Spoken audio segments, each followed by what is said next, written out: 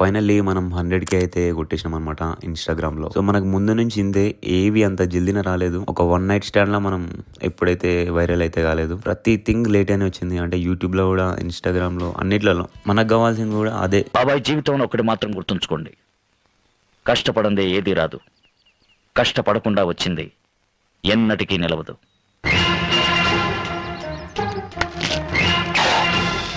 ఇది మన 100 Days challenge లో డే 53 అండ్ 54 అనమాట.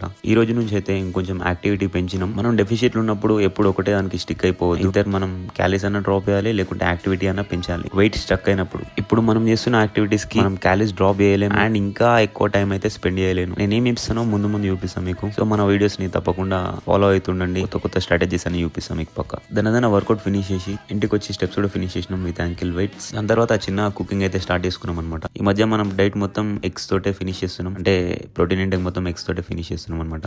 రీజన్ ఏం లేదు, తినాలనిపిస్తుంది అంతే. And whey protein obviously. So and gap లో ఒక ఈవెంట్ కూడా అటెండ్ అయిన రా ఈవెంట్ అని చెప్పేసి చూస్తుంటే మస్తు జోష్ అనిపించింది. అందరు స్టూడెంట్స్ వాళ్ళు పెట్టుకున్నది. అండ్ ఈవెంట్ ఫ్యూచర్ లో ఇంకా చాలా పెద్ద అవుతుంది అని చెప్పేసి గట్టి నమ్మకం ఉంది నాకైతే. ఎందుకంటే అట్లా ఆర్గనైజ్ చేసిరు, అట్లా ప్లాన్ చేసుకున్నారు అనమాట. అండ్ దాన్ని మనకి గెస్ట్ లా పిలవడం చాలా బాగా అనిపించింది నాకు. ఇంకో కొత్త మోటివేషన్ వచ్చింది నాకు, నేను పుష్ చేసుకున్నాను.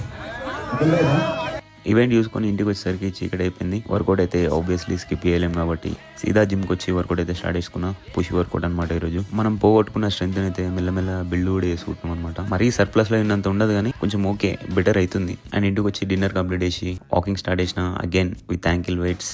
ఈ రోజు కింద బాయ్ పీస్.